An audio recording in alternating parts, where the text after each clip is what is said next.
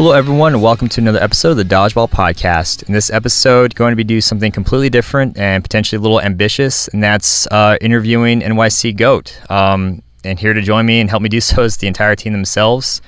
Guys, thank you so much for coordinating this time with me and joining and hopping in. And let's just go ahead and get started with introductions, starting with you, Justin. So my name is Justin Bosch. My number is 99, and I've been playing on GOAT for 2 years when we started the team.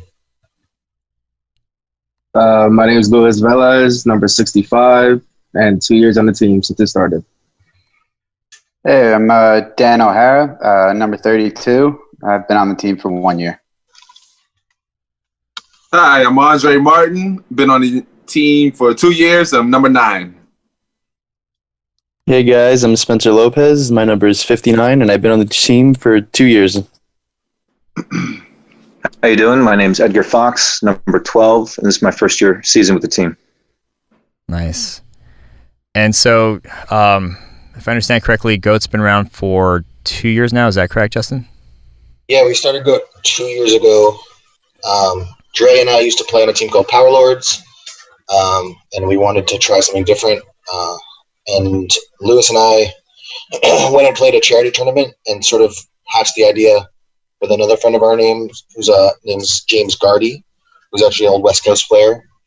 And it sort of spawned from there. We didn't really have any idea who we were going to add on the team. It's sort of the first person we added was Spencer, who I believe Lewis and Spencer have been best friends for a long time since their DDR years. They're both former professional DDR players. Oh, God. Spencer's still currently, not just former. Yeah. Spencer's former. Spencer's actually ranked, I believe, 7th or 8th in the world in Dance Dance Revolution. Oh, man. Yeah. It's a lot of years playing the game. Do you actually still play, or? I took a little time off because Dodgeball season came in, so I had to put it in the back seat, but I'm hopefully going to get back to it in the fall. You're lying. I caught you going to Dave & Buster's the other day. I saw you going into Dave & Buster's to play DDR. No, that wasn't for DDR, though. Steve, it should be noted that Spencer, within the last 6 months to year, had built his own personal little DDR pad set up at his place. So, how are we starting the interview with this? We're just gonna roll with it. I want to know: does DDR help translate into dodgeball skills? Or? I think so. It's my only sort of athletic background. I don't know any other sports, or I never grew up playing any. So I would assume that it's helped me somehow, whether it's like reaction or agility. Agility, maybe. Hand-eye coordination. I mean, I've known some people from my Tucson days that play DDR pretty well, and I mean, they had some good footwork. So I mean, if that's what helps. And you said you had no sports background prior to that? No, none at all. How'd you get into dodgeball? I was always intrigued as I got older, like around like my early 20s. I was interested in doing like adult rec leagues, but never really got around to doing it. And a few years ago, I joined with a friend and got hooked. And once I heard about competitive dodgeball, it was the next thing I had to do, pique my interest. Nice. So, and I guess that we can kind of ask the panel, and we can start with you, Dre. How long have you been playing dodgeball altogether? Hi, this is Dre. So I've been playing since 2007, actually, and that was just at some during the summer. It was these big pool parties out in Williamsburg where they had concerts, and we started playing dodgeball out there at the concerts. And from there, that's where I met people from different dodgeball leagues, and then got into leagues from there. Gotcha. And have you had any? Oh, go ahead. It's been about 10 years now. 10 years, man. Yeah. Crazy. Have you played any sports prior to that, or do you play anything else? Yeah, I play basketball, track and field, flag football, kickball. I do a lot of different sports, and I'm also a personal trainer, so it's just I've been playing sports all my life, and it's translating to dodgeball, and dodgeball is a lot of fun right now. Gotcha. And this can kind of go to anybody. Do you guys all like live relatively close to each other, or what's the geographic with you guys? Most of us, or I think all of us are in Manhattan. So anyone that doesn't know New York City, who's not? Sorry. This is Dan. I'm in Jersey. New Jersey. I live in Hoboken. What's the sixth borough? Jersey. Sixth borough. Dirty Jersey. So they all hate on Jersey. Most are in Harlem and Spencer's and Hill's Kitchen, which is kind of in the west 50s area. Gotcha. And so we're all basically within a 5-mile radius of each other. That's pretty cool. And so, Edgar, since we're kind of on you at this point, how long have you been playing dodgeball together? Like, what's your background like? I had started. My wife actually got me into. Started through Zog, which is another one of the leagues. They do a bunch of sports in the city, and I had boxing background, and I had so I like aggressive sports, and she thought I would like it, and I had tried some other ones that just weren't quite right. I tried softball and kickball and things. It was just not quite my speed, and then really enjoyed Zog, and then one of the guys I knew in Zog or met in Zog introduced me to Sandlot, which is this 8.5 rubber league, and I prefer that much more. And then I started meeting guys, Justin and Dre and stuff had already been playing in Sandlot, and I guess that was 6 years ago, something like that.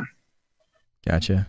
So you guys all pretty much knew each other. You've been playing for a couple of years. Kind of all just kind of came together within the last two or so.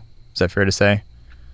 Yeah, we were on competing teams and stuff, and we all met through, as far as I know, New York Social Sports and then Sandlot. So they both had 8.5 rubber, and we met through the rec league there.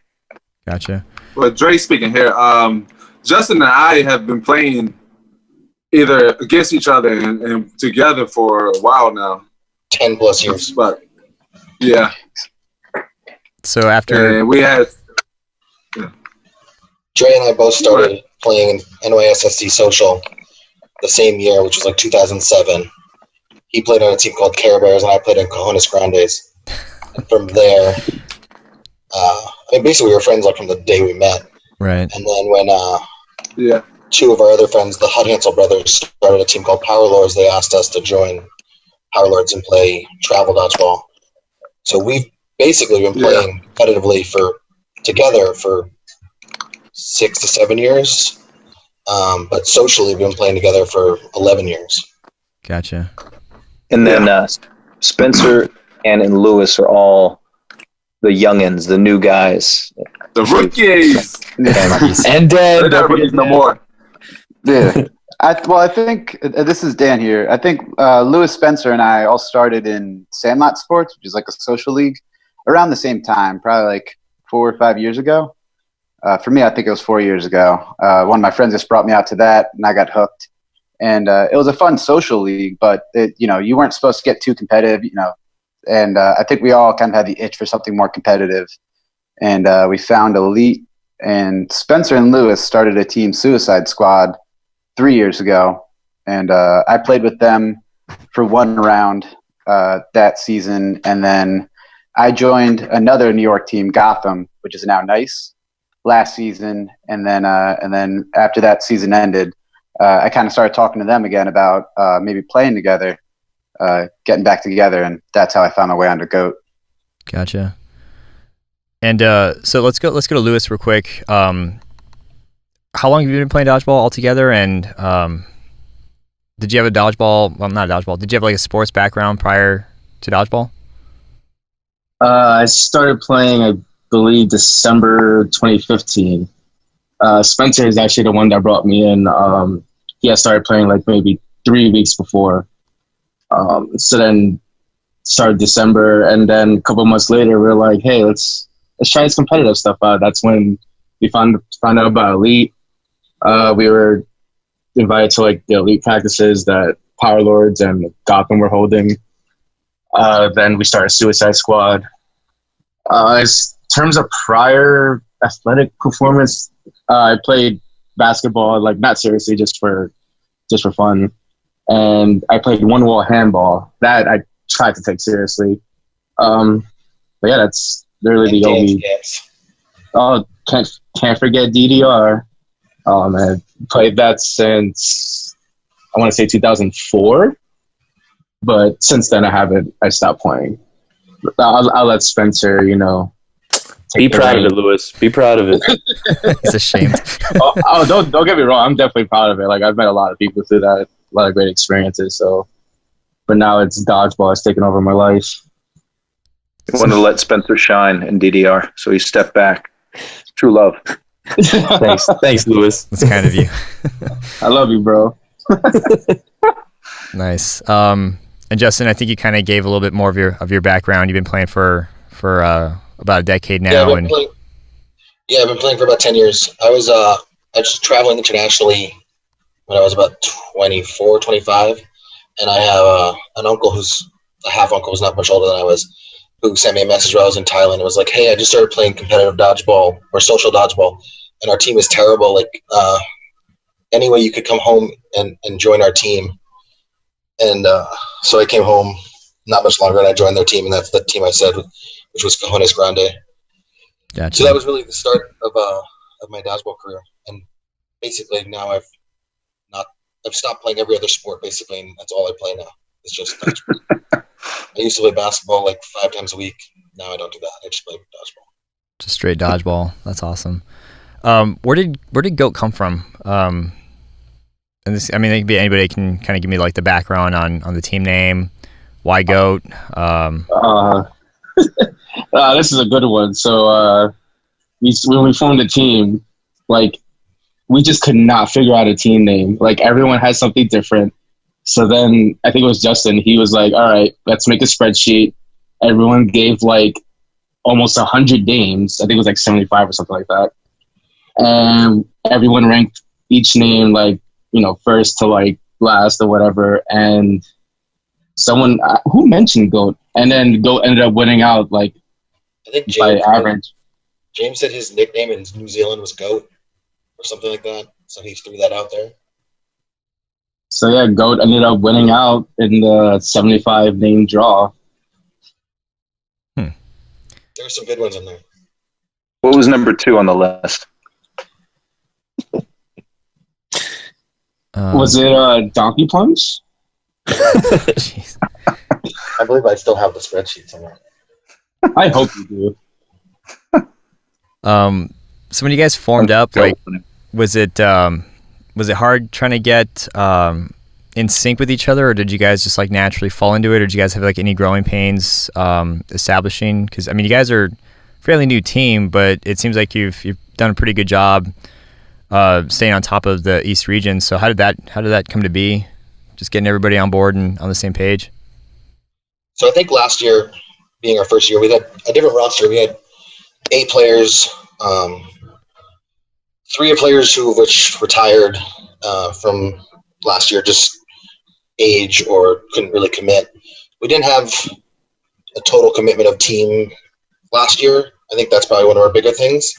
And this year, bringing in Edgar and Dan, we've had a much more full committal of a team. We've also implemented stuff that we weren't doing last year. We've done a lot of video review of how our team plays, how other team plays, what other teams do well, what can we steal from other teams to make us play better. So I think that's been a huge factor into our team this year. I know, you always think you're sort of playing smart dodgeball, and you're like, "Oh, we're playing really smart. We're not throwing ball. We're not." And when we first got together, we started watching all of our matches from last year, and you could just count how many times we threw a ball away, and suddenly the other team had 5 balls and we had 1, and suddenly we've lost. Every single time it was basically ball control was the reason why we lost. And once we started to tame that down, everything started to fall into place, and it's been a huge difference in our team. When we still have our off moments where we're suddenly throwing the ball and we suddenly look around and suddenly we have 1 ball, but ball control has been a huge issue last year, and that's the big difference between last year and this year, I would say. Gotcha. And what did you, if you don't mind going into, or if you can, what exactly did you steal, and what did you steal, and from which teams? or who did you like model yourselves after? I mean, I would say the team I would say we want to model ourselves mostly off of is like Rise. I think they're widely understood to be the smartest team. I think the way they play is often always the most intelligent way of playing dodgeball. And I don't think teams in the East play as intelligently as Rise does in the West. You still see a lot of teams in the East just throwing balls whenever they get it, not being conservative, not holding the corners. I think that's the team I would say we probably model ourselves off most, or try to model ourselves off most. Gotcha. And it's because I'm looking at Serge Ferrari's questions. Looks like we already covered how long you guys been playing together, but then how often do you guys practice? So we practice once a week on Wednesdays with the other 4 New York City teams. There's Arkham and Nice, which is formerly Gotham, and there's a new team this year called Darkside, which is a bunch of sort of new, younger kids. I think this is our first year really sort of into elite dodgeball. So there's a good amount of people you're practicing with. Depending on how many people come, we usually have somewhere between 18 and 25 people. And we try to do about an hour of rubber and then an hour of no sting. And then as a team, we try to meet up on weekends. Not every weekend, especially not in New York City when it's cold and freezing. But now that it's getting warmer and we have nationals coming up, we'll probably start meeting once a week just to go over different stuff that we think we can improve on. Try to implement some new plays for nationals and work on things like that. Gotcha. So when you guys practice, do you have like any team, like inter-team rivalry going on? Like, do people go after each other more often than not? Spencer, you're kind of smiling a little bit, but can you guys kind of explain that a little bit? We always do this one catching drill where everyone basically lines up and someone is on the line, and there's definitely a competition of who's going to get the most catches in the day. I would say that's our most competitive thing between everyone on the team. I mean, everyone on our team is above average catcher, and any given day, anyone could win that catching competition. So I'd say that's the thing that we are most competitive with.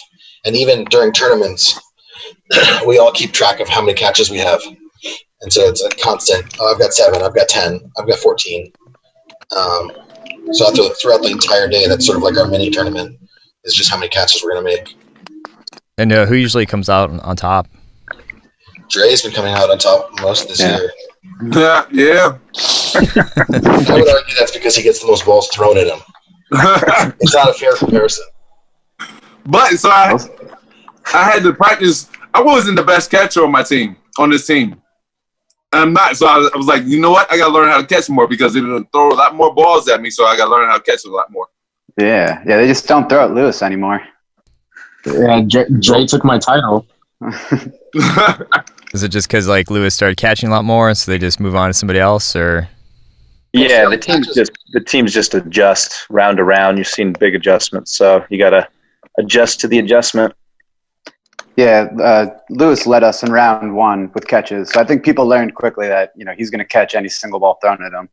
So he still had good catches in the second 2 rounds, but people just threw at him less. Yeah, I guess that's like the cost of proving that you're a catcher is people kind of tend to avoid you. Is there any one of you guys that draws like the most fire aside from Dre, or like, because you have that person on the team that's like really hard to hit, and they'll draw fire for the team. And does anybody fit that role for you guys? I mean, usually I'm on a corner and Spencer's been on the corner for 2 out of the 3 rounds. So just as a corner, you get less balls sort of thrown at you just because team expects you to block or you're faking at them. So the 4 middles are usually Spencer or Lewis, Edgar, Dan, and Dre. And so after Dre, I would say Edgar gets probably the second most amount of balls towards him. Gotcha. Yeah, those are definitely our 2 top targets, or targeted guys. So, like, I kind of want to dig into roles a little bit more, and Alan Thomas gave a pretty good question, and that was, I'd love to hear about any changes you guys made as far as play style or roles from last season that you think really helped you take the big step this season. And so, Justin, we can kind of just kick it off with you. What's your response to that question? I would say our biggest change this year from last year was actually adding Edgar. I think one of the things we lacked mostly last year was on-court leadership. I'm not the greatest on-court, everyone huddle, we're going to throw here type of person. And Edgar's just much better at that role. And bringing him in sort of allowed us to all sort of come together on court. And I think that's probably the thing that I would say is the biggest difference from last year to this year is just having that common presence on the court. I do a lot of stuff off the court and in between games, but in game, I sort of lose track a little bit, and he's much better at definitely calling out what our targets are, who's throwing, and all that kind of thing. It's like a field commander kind of role. Yeah, definitely. He's definitely much more of a field commander, on-court general, that I think has added a big factor to our team. Gotcha. And then I guess we can kind of move on to Edgar for that one. Would you agree, Edgar, or what improvements have you made personally? Aside from that, I know one thing. I can't speak to last year, but this year of making sure that everyone was, just that all of us were on board to, okay, we're all going to meet, right, to go over film stuff. We're all going to talk about, if you're the opponent, critique yourself. What are your weaknesses? Like no one just being complacent in, oh, I do this, I block and I throw. That's what I do. That's my strong suit, and just kind of resting on your laurels. And so I don't know about last year, but I was just excited that, coming on this season, that everyone was on board for that, for meeting up, for getting better, from top to bottom. And then specifically to the skill Justin had mentioned earlier, when we got to watch film from last year from GOAT, the biggest thing was a lack of ball control and discipline, specifically from the corners, and chucking the fifth ball a lot of times, and sometimes the sixth ball. So that would be the specific skill I think that we've really shored up this season. Gotcha. Now, do you impose like any repercussions if that happens? Like if you guys make that same mistake and you're like, dang it, we know better, or do you guys just kind of brush it off and be like, okay, just don't do that next time? We definitely, after that game is over, we generally will go to the person and say, Edgar, why did you throw that? And if they saw that if they anticipated a throw that didn't happen, or if they were giving coverage and it happened to be the fifth ball. So certainly holding people accountable, and we get right to it in between the huddle of, why did you throw that ball? Why did you throw the fifth ball? And in practice, we didn't always make good on it, but a lot of times we'd call people out on, jump squats and push-ups if you throw the fifth ball or something like that. Nice. Just to keep people on top of their stuff. Gotcha. And so like, if somebody does something, you call them out on it, but you want to hear what their justification is, more or less. Like, was there rationality behind that, or did they just like lose discipline? Yeah, just having, kind of the whole, I forget who had mentioned it, but just kind of having a good IQ out there and just being aware of what's happening beyond just your opposite. It's like, what's transpiring, and, why are you doing that? And just making sure that people aren't simply reactionary out there. Right. So that they have an approach and that they're aware of, why was that a good play? Why was that a bad play? Not just having tunnel vision. Right, or just like accidentally, freak out and throw a ball and just cost majority, or that makes sense.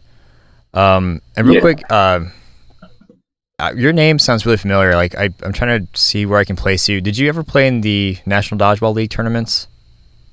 No, I had. I was with before this. I was with Arkham for 2 seasons. That's got to be it then. And then prior to that, I was on Gotham for 2 seasons. I wonder if maybe I've just seen your name pop up through Arkham, because I know that name rings pretty true to my memory. So just a random question. But kind of moving on to, and we'll do Luis next. And kind of in tune with what Alan had asked, what changes did you make as a player this season that may have differentiated from last season, or what helped, or what did you contribute to the team that you can speak to? I know me personally, one of the things was not going for like the hero catch or whatnot. Like I would always be like, I'm like, all right, I can catch. Like I know I'm a good, good catcher, so I'm like, I try to make like the hero catch, like especially if we're down. And that kind of goes in tune with what I'm about to say is I think as a team, one of the things we've also worked on is learning how to survive. Like if you're down, 3 to like 5 or 6 is not going for the hero play, just like slowing it down. Like I think one example, round 3 was us against Dynamite, I believe. And it was Edgar and Justin left. It was them 2 against maybe 4 or 5. And they just survived and started picking them off one by one. So that was a huge thing for us. That really helped us this season. So trying to be conservative and not try to overextend yourself, trying to make that killer play where you're better off just surviving. Exactly. Just go for the block, block and then assess from there, and not necessarily going for like the hero catch unless it's right there. If it's coming at your chest, that's fine. But right. Mainly the big thing is just making sure not to reach on something that's going to put you down. Makes sense. And how about you, Spencer? You're new, right? This was your first season?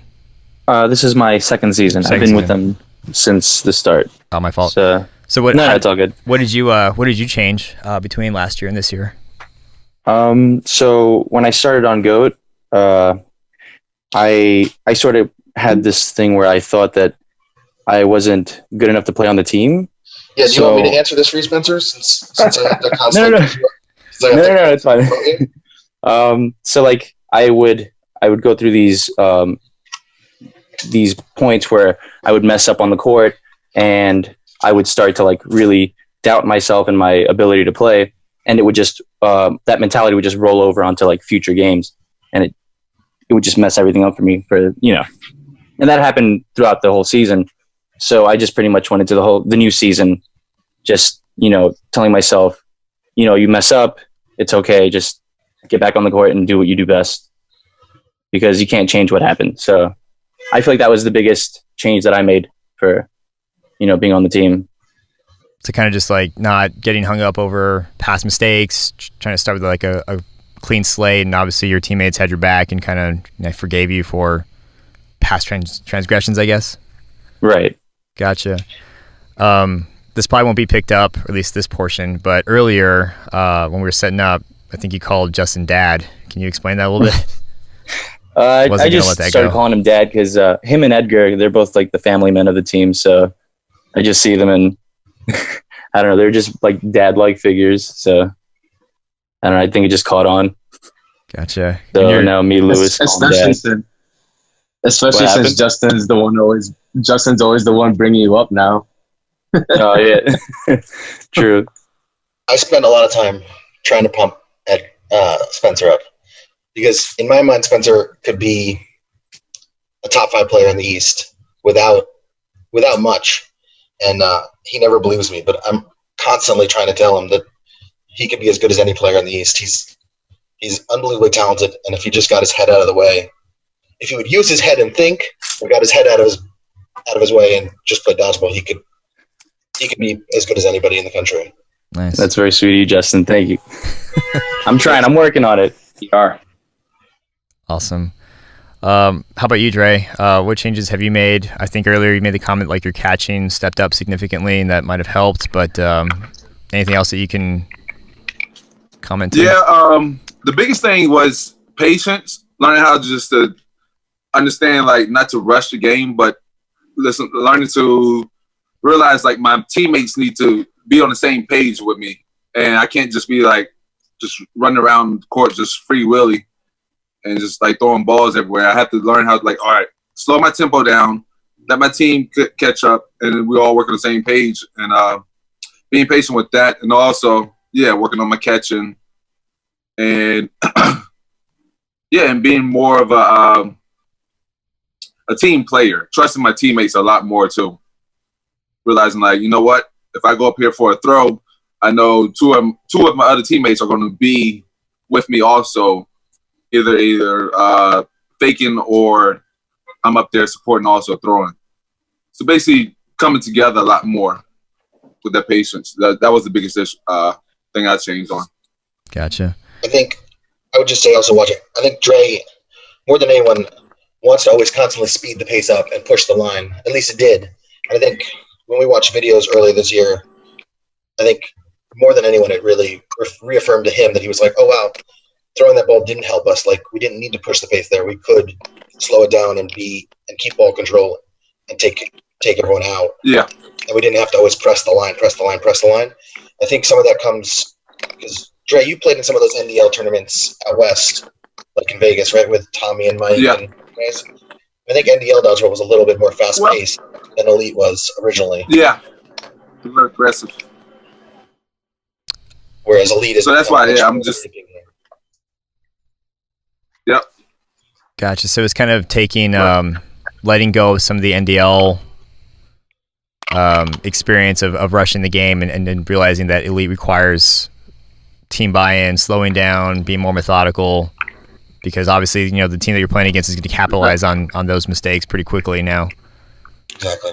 Gotcha. I remember one time when we all met and we watched some of the games that from GOAT last season, and every single, it was I think 6 or 7 games that they had lost. It was specifically because the 5th ball went over on a counter attempt, a snipe attempt, and I think that was a big moment where everyone's like, "Oh, okay, this is a major issue here."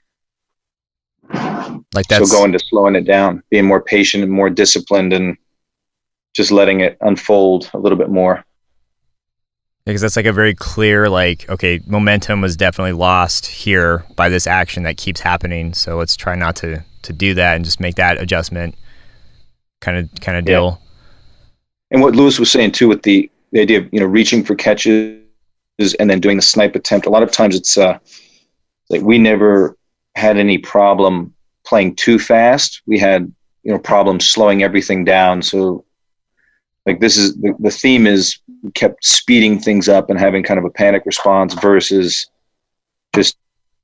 So we kind of just made a commitment to let's try that. Let's see what happens, because we have had issues and negative results with snipe attempts and reaching for catches. So let's stop that and just see what happens. Nice. Yeah, it sounds like you guys definitely took a what do you call it? Took a page from the Rise playbook, and that's just slowing down and being methodical and just making sure that everything is deliberate and you're not just playing, willy-nilly dodgeball where you're just chucking balls and trying to get those crazy outlandish outs that you don't need. I'm curious to see if you guys get a chance to play against them, how that's going to turn out. That'll be a fun game to watch. And before we get into like future events, I did want to ask Dan, what were some of the changes that you made for this season? Kind of going back to Alan's question. I think I'm similar to Dre. Like I like to push the tempo a little bit, and I was learning this season that just because I have a ball doesn't mean I have to throw it. Don't always rush up to the line. I was excited to play like last year. Watching Edgar on Arkham, how disciplined they were. I was excited to join up with him and the GOAT guys, because I figured we would have a more disciplined approach on offense, and so that really helped me slow down and be a little more patient. Justin's also, I'd say Edgar's more of the field general, but Justin, he'll be giving you pointers, and that's really helped me this season too. He'll point out in situations like, if your last man left, like why are you racing around? Be patient, wait for a throw that you can catch. Wait for your opportunity, and that's really helped me slow down my pace of play. Gotcha. So that's the biggest improvement. Dan also has a nickname that Justin gave him. I have multiple, don't I? What is But it? I think you know which one we're talking about. Oh, I know. So Justin gave him the nickname Solo Hera, because Dan had this tendency, we'll say early on to mid-distance ago of he was saying he kind of rush, and he'll just throw the ball. And did a few also catch-outs. does not result. The results are not always in our favor there. Like we'll have 5 balls and suddenly Dan's throwing by himself, and you're like, why? Why, Dan? Why? And that was So I've made improvement. There's still room for more improvement, for sure. that was the nickname was Solo Hera. Yeah. Solo Hera. Nice. Don Solo also works. Or yeah, Oh man. Dan Solo. I don't know if he's listening to this one, but Joe Fernandez, we used to call him Joe Solo because he would do that all the time and get caught out, and it would just be painful, absolutely painful to watch. And in one of our recreational leagues, he was awarded a Han Solo jacket that I think he just absolutely despised because like he hated being called Joe Solo. But that's funny. I'm glad that to see that that's a common thing. Real quick, I wanted to ask, kind of go back to Serge's question. Who designed your guys' jerseys? That goat is sick looking. Did any of you guys do that, or did you hire somebody for that? Justin Bosch gets credit for that one. So I work at a television production company, and my best friend at work is a graphic designer. So him and I designed last year's goat, and then we evolved last year's goat to this year's goat. And then I design all our jerseys sort of off our look with help from Spencer and Lewis and Edgar. And sometimes it drives me a little insane how many notes I get, but in the long run, our jerseys have come out really well both times. So I can't complain totally, but when you're in the notes process and you're getting notes constantly, it's never fun. Spencer, you're just grinning very, very sheepishly right now. Yeah, we go through a lot of nonsense trying to figure out the design, but it pays off. And a lot of nonsense is an understatement.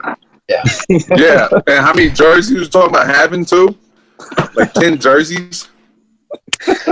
Yeah, there's a new jersey design every week that they wanna make jerseys out of. It can be exhausting. You guys have like home jerseys, away jerseys, Yes. who did it? I think it was Rise. They had like maybe it was one of the West Coast teams that they had like your round robin jersey, and then it was bracket time. Like, all right, guys, change into our bracket jersey, and just like, I mean, that's cool, I guess. If you gotta be have that much flair. We're trying to be Rise. You guys are gonna come out with like different colors and brand schemes. No, me and Justin, we're still gonna make the jersey with the New York skyline. Oh man, that idea is still cool. I don't care. So it's gonna be like the goat with the New York skyline in the background. It's gonna be. It should be a goat like on top of the Empire State Building. oh lord. Like Godzilla. Yeah, There you go. I was thinking King Or Kong. King Kong. Yeah, King Kong, not Godzilla. Yeah, King Kong. that's funny. Just looking at your guys' profiles here on the East Region team previews, and it's kind of a good lead in to the next question. And I know this is kind of like a gimme, but it said here that GOAT will be is looking to be a very challenging, or to be a challenge for any team. And obviously you guys came out on top, and Markel Stokes asked, how does it feel to be on top of the East this year? Other than good, Justin, we'll start with you. Like, what does it feel like to come out ahead? It feels great. It's one of those things where I feel like it's not totally finished. Nationals is still coming. I kind of want to put all that stuff behind us and focus on nationals. I knew that we had won the East when we made it to the finals, and I didn't want anyone to know from our team. I had done the math in our head, and I knew we had enough points. And I didn't want Lewis or Spencer to know, or Dre, or anybody. And Colin Roddy from Night Shift ran over and told them. And I was like, oh, shut up. Don't tell them. Because I wanted them to focus on the finals against our Anarchy. Right. And I don't think that really came into the play because Anarchy was playing so well that day. But it was one of those things where I was just like, let's just focus on this next match. And we'll celebrate the fact that we won the East afterwards. And that's now sort of how I feel going to nationals. It's like for about a week, I think I texted everyone basically, hey, we won the East. We won the East. I can't believe we won the East.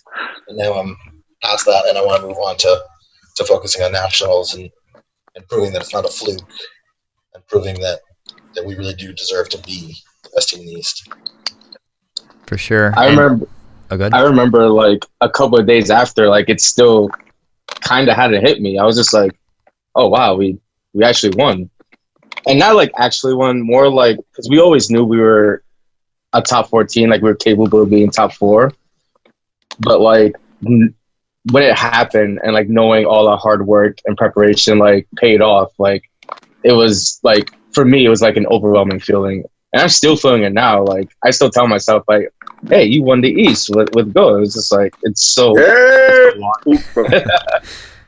so wild, but yeah, it's a great feeling. And now we look forward to nationals where we got a lot of work to do for there because we're going to be playing all the best teams in the nation, but we got this. Yeah, I mean I like what Justin said. It's not over. It's you still have nationals. You still have got the rest of the regions going to come in and take shots at you, but at the very least, you can kind of take at least a couple days and appreciate the fact that you guys got rings. When we did the recap with the East panel last week, they're just talking about how your guys' consistency is what won.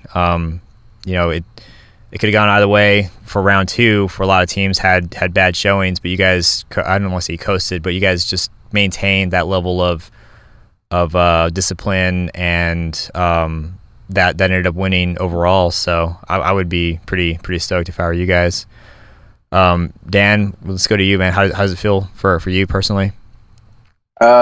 Feels great. Yeah. I mean, when I was joining up with GOAT this year, I thought we could do big things, and after the first round, we kind of struggled in the elimination bracket, and we were a little down. We weren't sure how we would bounce back, but we did, and we put in a lot of hard work this year with some film studies, and we had those weekly practices with the other teams, but we also had some on our own. So it just feels good to all the hard work paid off in top of the East. But yeah, I agree with Justin too that I've never played at nationals. I haven't played outside of the East, so I'm excited to prove it. Prove what we got to these other teams too. For sure. How about you, Edgar? I was happiest for Justin because I remember last year we all have dodgeball buddies that we just text at 2 a.m. about dodgeball stuff, and Alfred Kwan and Justin are my dodgeball buddies, and we would last year I would be texting him about Arkham and stuff we were working on, and it was after round 2 the GOAT they'd lost pretty much straight out of bracket, like they'd lost one and then lost, and I would be texting him, and it was the day after, a week after, and each time his response was, I just can't think about it. I asked him, did you watch any videos, or what did you see? What did you find? He's like, I just can't, I'm just not there yet. I can't even bring myself to look at it right now. And so I'm just happy that, that he's able to look at the footage and that we're all able to celebrate after. I think we came in thinking, okay, we believe in our ability. We're putting in the work. We could finish in the top 4.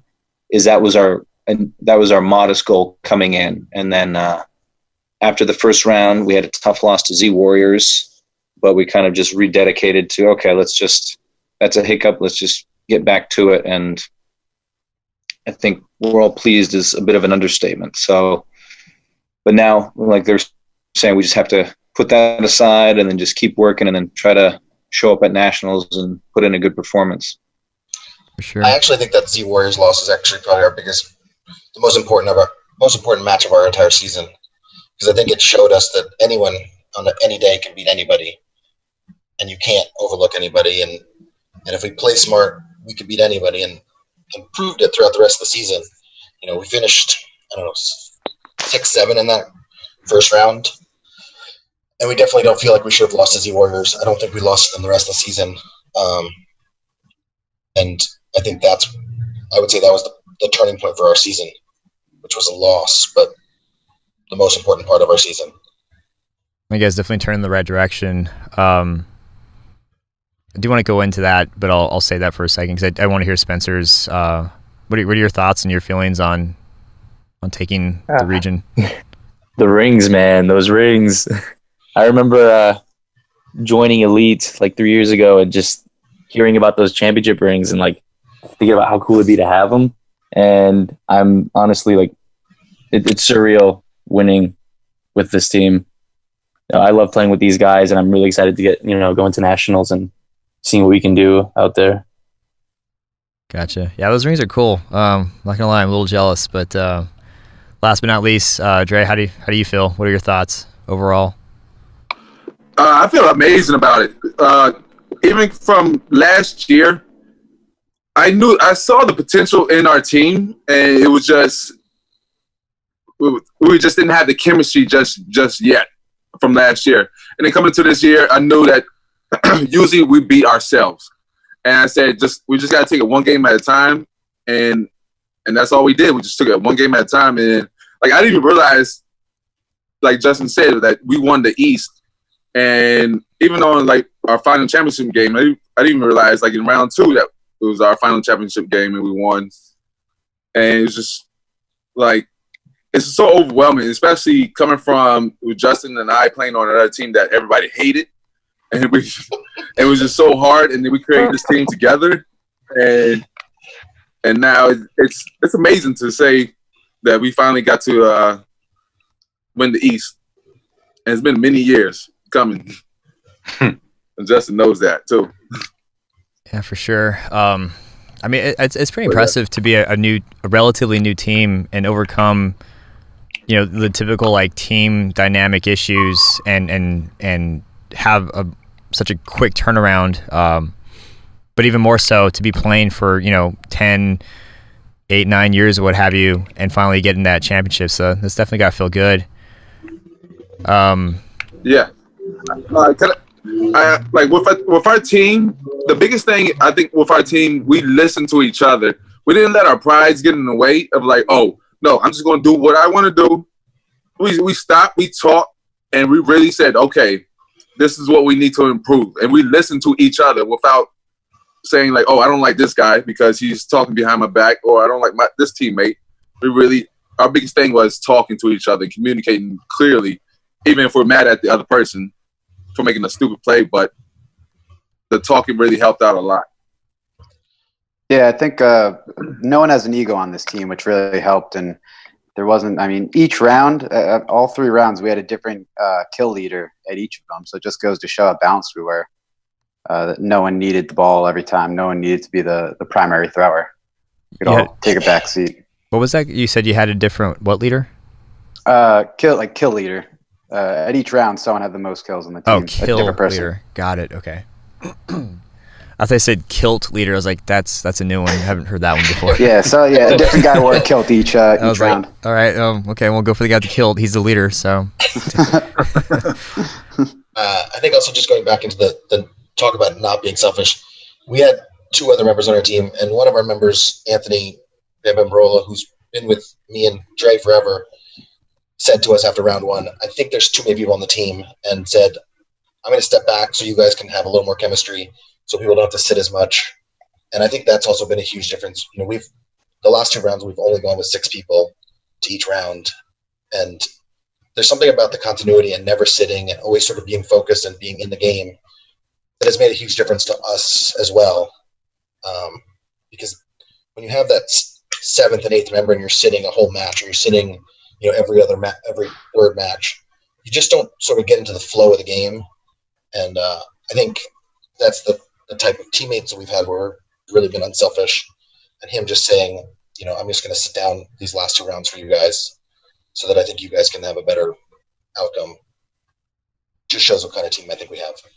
Yeah, that's pretty big. That's a hard thing to do, and to be able to, hey guys, I don't hold you back. I'm going to sit this one out. That's that's tough. But good on him for that. Obviously good on you guys for making good on that, that sacrifice. What aside from, because you mentioned Z Warriors was like a tough loss, and we can start with Justin. What teams do you recall gave you like the biggest challenge, or is it even fair to kind of ask that? Like, Well, I think that Z Warriors match in round one when we lost and we were eliminated from round one was the match I think that made us sort of refocus and focus on the rest of the season. But in that same round one, we had Anarchy was the new toast of the town, and Catchum was here playing with them. And we lost to them 2-1, but it was a really, really close match. And it all turned on, Spencer hit Zaps in the shoulder, and it just happened to, it's one of those swords that just happened to bounce straight up in the air, and Brandon caught it. But had we hit Zaps, and it would basically, that was the game. We would have had like 4-on-1 against Brandon. Brandon's a great catcher, so maybe he catches a ball, but then we win that game. And I think that was the other match that we also looked at and said, "Oh, we can play with any of these teams." So we can hang. The Z Warriors match was the one that sort of said like anyone can beat us, and the Anarchy match was like, "Oh, we can play with any one of these players, any one of these teams." So those are the two matches that stood out to me the most this season. And we won a round. We beat Rickshot to win a round, and that was amazing. But those two matches were the ones that sort of stuck out to me as the pivotal points of our season.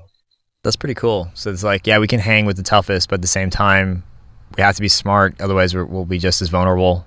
Exactly. Kind of like humbling and reassuring at the same time. That's pretty cool. Distinction there. How about you, Dan? Do you feel the same, or was there like a team that you felt was like your biggest challenge? Yeah, I think Anarchy is definitely like Z Warriors is probably the biggest learning, the match that we learned from. But Anarchy, yeah, we still got to find a way to take a series from them.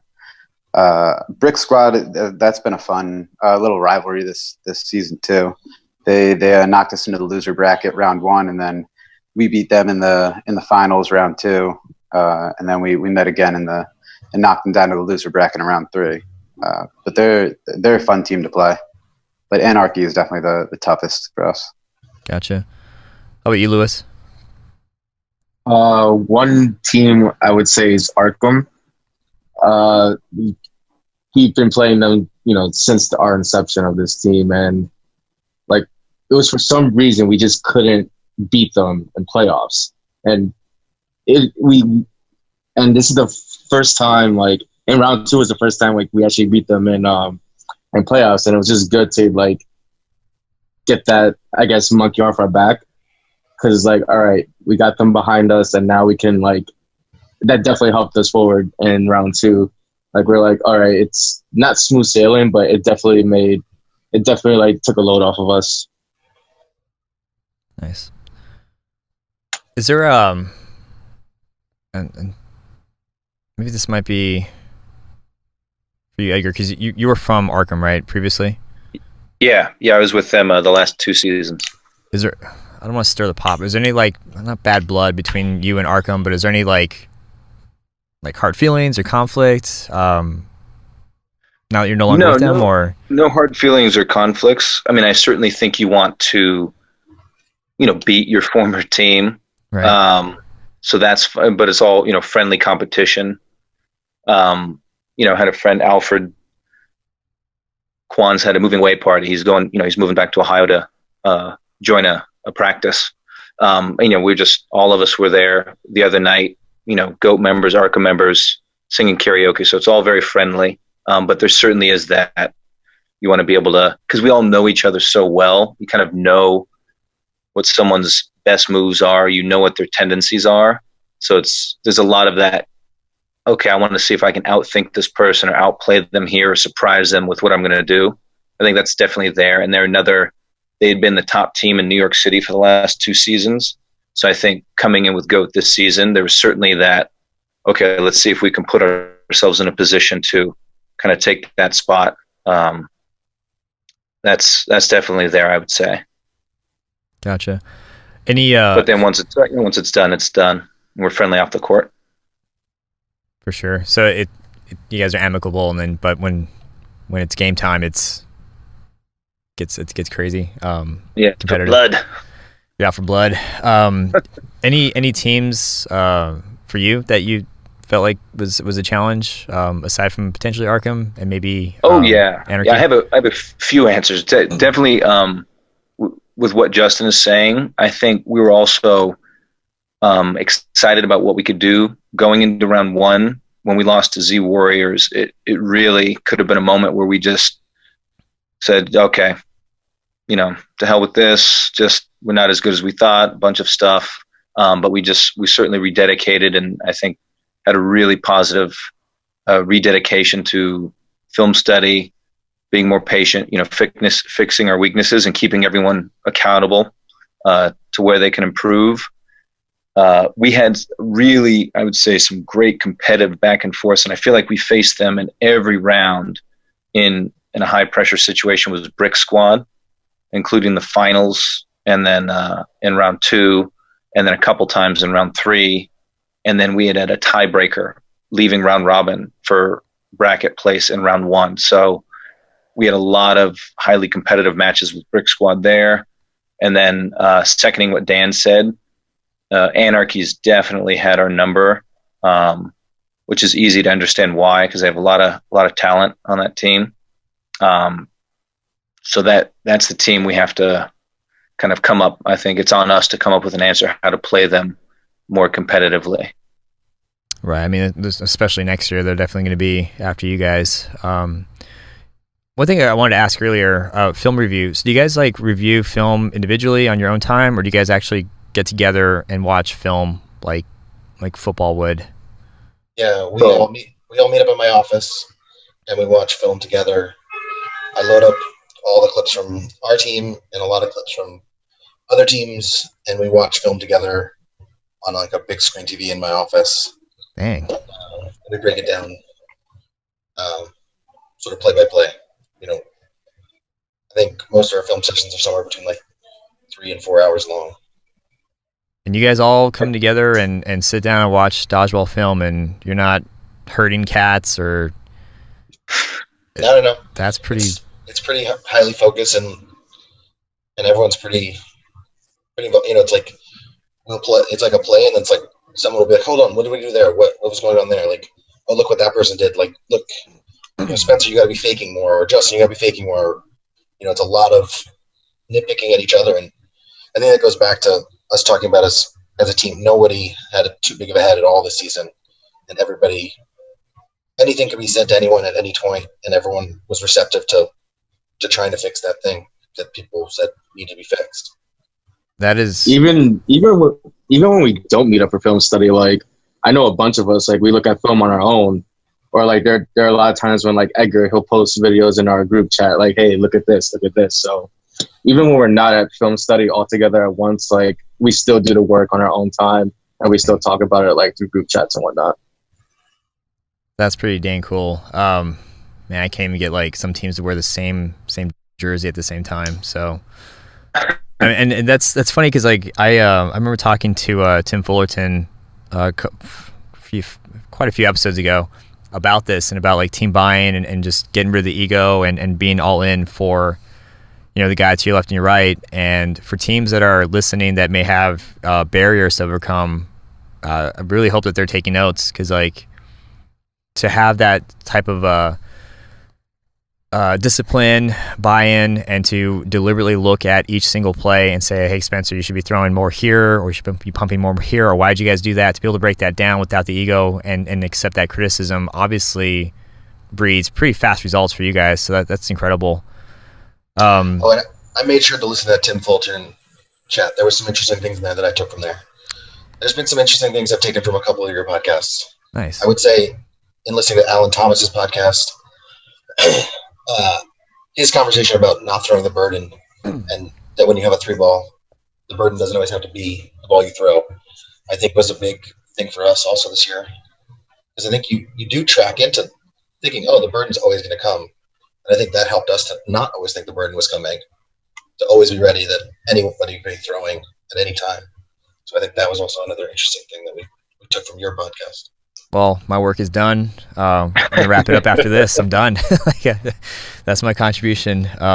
That's cool. That's really cool. I'm glad people are taking notes, and there's a lot of good free nuggets out there that some of the more experienced guys are offering, and I'm glad that that's not just residing out there in the interwebs. It's actually being listened to and heeded. I did want to ask Spencer though. Going back to that original question of teams that you found super challenging or any moments that you had. What are your thoughts on that?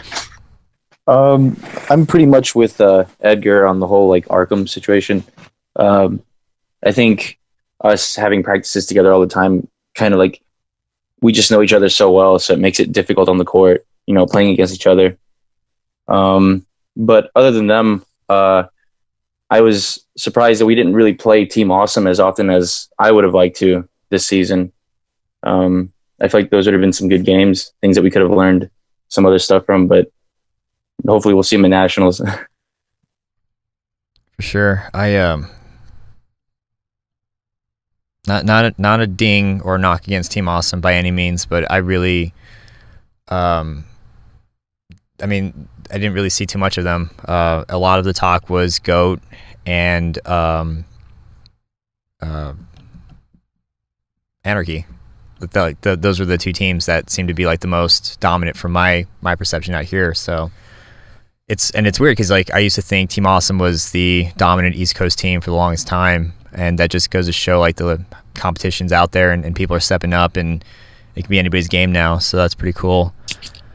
I think the competition's definitely up in the East. I think with Brick Squad and Goat this season and Clutch Mode, and Arkham is always tough. Awesome also I think just had some bad, some of those matches you lose just bad luck, because they're definitely a tough team. Yeah, they're contenders still for sure. Yeah. And so in addition to those teams, Dre, did you have any that you can recall or the past 3 rounds? Yeah, Clutch Mode. They catch everything. I've thrown high balls, I've thrown low balls, and they're good catchers. And they beat us in that round, and it just made me so mad. But I know we could beat them. And I feel like our team now has potential. Like we can hang with anybody right now, because even though Anarchy is like a really tough team, but I feel like we just had incomplete games against them. It was just we beat ourselves, even though it's still challenging. But those two teams are really, really good against us. For sure. I do want to. I could talk dodgeball all night long, but I did want to cover one thing, and that was any shout outs or thank yous that you guys might have, whether to other teams, other players, to each other, family members, loved ones. And we can kind of do like reverse and start with you, Dre. Do you have any shout outs that you want to throw out there for people that might have helped you out over the past 3 months or 3 months? Shout out to my team, but I haven't been that very social, but these past tournaments, I've been talking to a lot more other teams and some great guys on these other teams that we just have a lot of fun together. And it's good seeing them playing now. It's like it's game time on the court, but when we're off the court, it's really good talking to the other guys. Because on the team I used to be on before, nobody wanted to talk to us.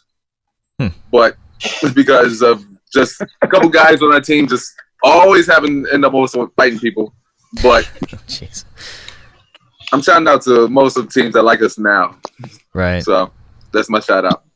For sure. How about you, Spencer? Shout out to the team. I love these guys. Best people I've ever played with on a dodgeball team. I hope it continues for a long time. Big shout outs to my parents who came out to see me play at round 3. Nice. I think it was the first time my dad ever saw like competitive dodgeball, so it's kind of pushback for him, but he enjoyed it. He loved it. It was nice to perform and achieve that in their presence. So shout outs to them too. Sure. How about you, Lewis? Let's see. Obviously, the shout out to the team, to the squad. Doing big things. I love everyone. I got special love for Spencer because he's the one that brought me in, and we've been like the dynamic duo. Like, can't separate us. So big shout out to him, and also big shout out to Ari from Sandlot Sports because like he really like helped give us like the platform to like really show up. Like he's the one that like rents out the gym for us to practice and whatnot. So shout out to Ari also.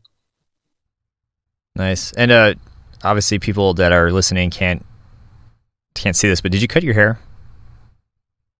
Yeah, I had to. Summertime, you can't. I can't do it in the summertime. It's too hot. It's too hot. Yeah. Gotcha. I went to Elite North round 2, and like I remember a bunch of guys from Corruption. They were like, "Who are you? Like, I don't like this. This isn't natural." It's baby. Oh boy, good times. It's funny. How about you, Dan? Any shout outs you got for this season? I definitely have to second the shout out to Ari because that's he runs the league Sandlot, which is where I got my start for dodgeball. That's where I met all these guys, and he helps coordinate the weekly practices we have with the other teams. Other than that, I mean, obviously the team, and I mean, pretty much everyone in the East because everyone. I mean, it's great competition. Everyone's real friendly too. Got a lot of congratulations after we won from everyone. So that's nice. Everyone in the East is pretty cool. Shout out to them. And this individual Ari, did we get a last name or what's his full name? Goldberg. Ari Goldberg. Yeah, Goldberg. Does he play on any competitive teams, or is he's just sets up dodgeball for y'all? I think he played NBL and he stopped a couple years ago. He used to play on. I think he played one tournament with Gotham. I think like years ago. He's had some real bad injury stuff. He like tore ACLs and like had shoulder stuff. Yeah. I mean, every other time I see him, he's got like something in a sling. He's like constantly getting surgery. I think he's like addicted to surgery or something. Completely injury prone. Yeah. Gotcha. All right. Well, last but not least, Justin, how about you, man? Got any shout outs or thank yous or? Yeah, I'd want to shout out the fallen members of GOAT.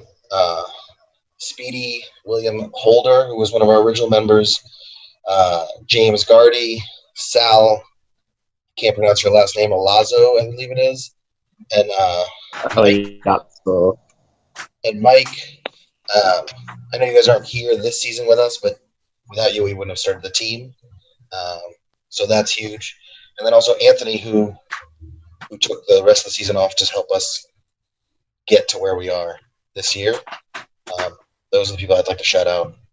Besides just my teammates, who it's been a great year. For sure. And you said Mike, so this is Michael Leese? Michael Leachy, but I was actually talking to Mike Baglioni, who was on our team last season. Oh, gotcha. He's a cop in Coney Island, and if you follow him on Facebook, he's constantly jumping in the river, jumping in the ocean during the winter as like a polar bear or something like that. That's basically every Facebook feed I get from him is him like in the ocean shirtless. He might need to be soon. That's interesting.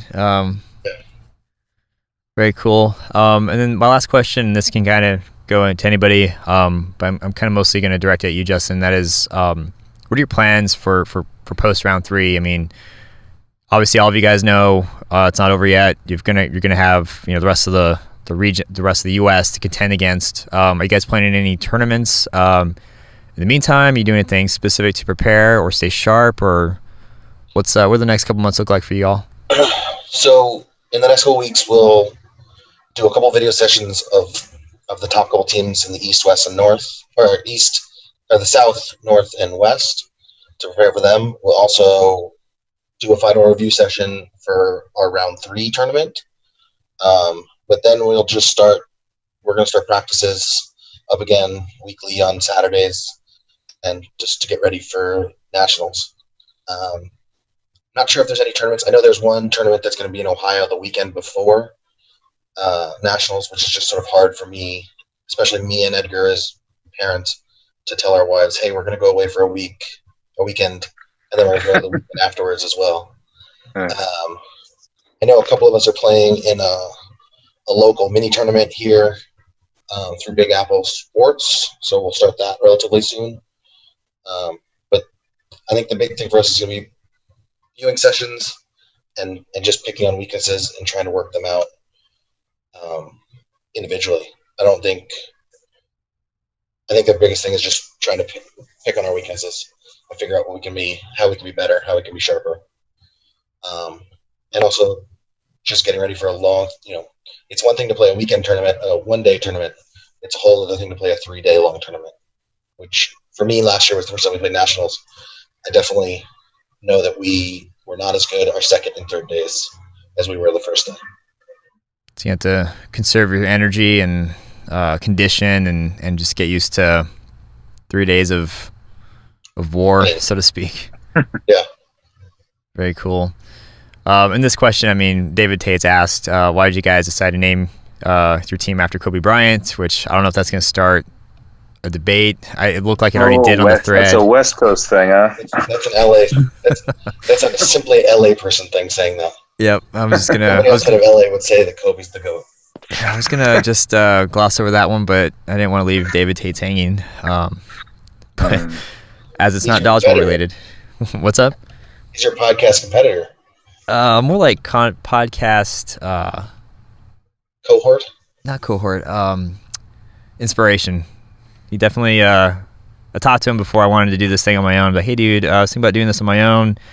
You cool with it? You have any advice? Because he definitely, he definitely was one of the forerunners. Him and Vince and Mark Ackham and David Benedetto with the syndicated podcast. Yeah, so, I mean that was cool, and it was fun being part of that triad when me and Brett did this a couple years ago. So I was happy to bring it back. But yeah, I mean rival. I mean maybe, but I would just say friendly. I don't even know what the word is, but I'll figure it out. But yeah, Tates is a good guy, except for this Kobe Bryant nonsense. I don't even. Well, I will say Kobe. My favorite shoes to play in are the Kobe 9, so he's got some GOAT shoes. Actually, you guys, and I think we covered this previously, Justin, but you guys are not associated with Goat Tape, right? There's no. We'd like to be if they want to sponsor us, though. You think, right? It's like a perfect shoe-in. I've sent them photos of us from winning on Instagram. I still need to talk to them. It's coming up. It's coming up, hopefully. There's a team in the East Coast called Precision that actually is sponsored by them. They're sponsored by like 4 things, like Goat Tape, like some coffee brand, some coffee drinks, like energy drink, Super Coffee, I think. Super Coffee, and one other company maybe. I think it was called Wilk Engineering, I think, something like that. Yeah, Kim Wilkie is the captain of that team, and she's been on a lot of the offseason, I think, trying to get sponsorship for them. Yeah, their social media game is pretty strong, and actually, so that's a question for you, Justin. Is you guys have like a website or fan page, or how can we find out more about you guys and keep tabs on y'all? So we have a Facebook page, we have an Instagram. Lewis is usually in charge of posting because my posting usually is misspelled. The amount of time, like I recently had to change like one of his posts. Like I literally had to like spell check and like pretty much revamp it. I was just like, Justin, come on. I'm working on video build. I don't have to type words. I'm all about pictures. Gotcha. But yeah, I guess if we post any videos, I'm usually the one who's made a video. I'll be working on a season recap video in the next week or so. Nice. Post that. But yeah, Facebook and Instagram are our 2 big mediums. For sure. Definitely need to see some footage of Spencer getting down in that DDR. I want to see that somehow, sometime, some way. Footage. We have a whole lot of footage of that. Oh my god.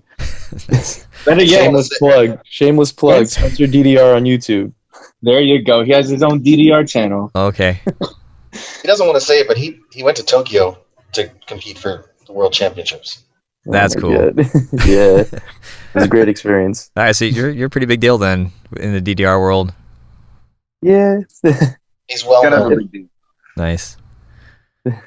Very cool. All right, guys. Well, I mean, that's all I got, really. It was great talking to all of you. I was wondering how this was going to go, but I felt like it flowed pretty well, and I think we got some great insight on your team and just your journey from a relatively new team last year to coming out of East on top. Congratulations to all of you. And I mean, looking forward to playing against you if I get the opportunity for nationals. But I'm definitely going to look forward to see how you guys do. So good luck and thanks for your time. Thanks for having us, Steve. Yep, for sure. Thanks, Steve. you. Thanks so much. Steve. You're the best. I watch all your videos. I mean, I listen to all your podcasts. Every single one. Can we get 2 claps and woo? Yeah, let's do it. We gotta do it 2 claps. Yeah, what are you guys going to do? Is that we're getting off? All right. Spencer, you do it because it somehow works when you do it. All right. Let me get 2 claps and a Ric Flair. 1, 2. Woo! Woo! The audio was so delayed. That was bad. That's awesome. Blame the technology. Delayed it. Well, that was awesome. Didn't think that was going to go as smoothly as it did, but it did. So huge thank you to GOAT. Guys, thank you so much for coordinating a time to meet up and chat dodgeball with me on a Sunday evening. Rounding up 7 people is no easy feat, so I definitely appreciate it. It was great hearing about your season overall and learning more about you guys. And like I said earlier, I look forward to seeing you guys out come nationals. So good luck until then. And for everyone else, hope you enjoyed this new undertaking. And if all goes well, I'm fixing on doing the same with the rest of the regional winners as they come in. And as always, if you guys have feedback, please send it my way. And thank you again to everyone that submitted your questions. It just makes this podcast more interactive and covers some questions I may not have thought of on my own. So that being said, have a great rest of your evening, and I'll catch you next time.